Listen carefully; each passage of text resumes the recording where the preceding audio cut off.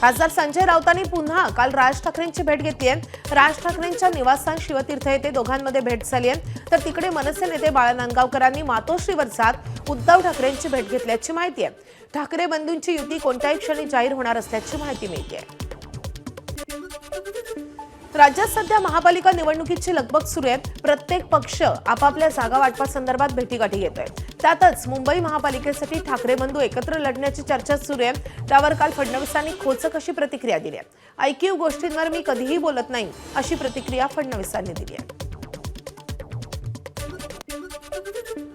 ऐकीव गोष्टींवर मी कधीच प्रतिक्रिया देत नाही आणि आमचं एक तत्व पक्का आहे। स्थानिक स्वराज्य संस्थेच्या निवडणुका त्या ठिकाणच्या परिस्थितीप्रमाणे लढल्या जातात। मात्र राज्यामध्ये तीनही पक्ष आम्ही एकत्रित आहोत। आमची महायुती आहे, ही महायुती कायम राहणार आहे। 5 वर्ष आमचं महायुतीचं राज्य राहणार आहे आणि 5 वर्षानंतरही जेव्हा आम्ही विधानसभेच्या निवडणुकीला किंवा लोकसभेच्या निवडणुकीला सामोरं जाऊ तेव्हाही आमची महायुतीच तुम्हाला पाहायला मिळेल। मुंबईत महाविकास आघाडी एकत्र राहावी यासाठी ठाकरेंची शिवसेना अद्यापही आग्रही असल्याचं समोर आलंय। शिवसेनेचे राज्यसभेचे खासदार संजय राऊत आणि लोकसभेचे विरोधी पक्षनेते राहुल गांधींमध्ये फोनवरून चर्चा झाल्याची माहिती आहे। मुंबई महापालिकेत भाजपला रोखायचं असेल तर मवियाच्या मतांची फाटाफूट होऊ नये, अशी भूमिका राऊतांनी राहुल गांधींकडे मांडल्याची माहिती कळते।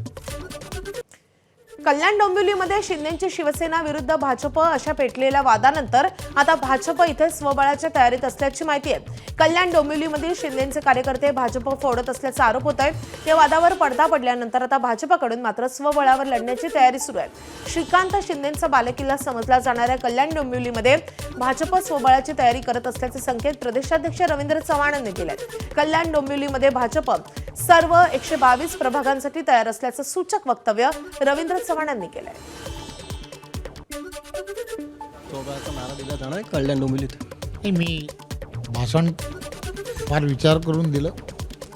मी भाषण करताना मी असंही म्हटलं की कल्याण डोंबिवलीमध्ये 122 जागा आहेत आणि 10,000पेक्षा जास्त सक्रिय कार्यकर्ते आहेत आणि ह्या सक्रिय कार्यकर्त्यांमध्ये प्रत्येकाला असं वाटतंय, यापैकी बऱ्याच जणांना, की आपल्याला नगरसेवक म्हणून महानगरपालिकेमध्ये गेलं पाहिजे। स्वाभाविक आहे हे वाटणं, परंतु या निवडणुकांकडे तुम्ही थोडंसं वेगळ्या नजरेने पाहिलं पाहिजे। नाशिकमध्ये भाजप आणि राष्ट्रवादीची युती होणार की नाही असा सवाल आता उपस्थित झालाय। मंत्री गिरीश महाजन नाशिक दौऱ्यावर होते आणि त्या दरम्यान राष्ट्रवादीचे मंत्री नरहरी झिरवळ, आमदार हिरामण खोसकर, माजी खासदार समीर भुजबळही भेटण्यासाठी गेले होते। मात्र गिरीश महाजन कोणतीही चर्चा न करताच मुंबईसाठी रवाना झालेत आणि तसा व्हिडिओ आता समोर आलाय आणि त्यामुळे युतीच्या चर्चेसाठी राष्ट्रवादीचे नेते अजूनही वेटिंगवरच असल्याचं चित्र आहे। एबीपी माझा, उघडा डोळे बघा नीट।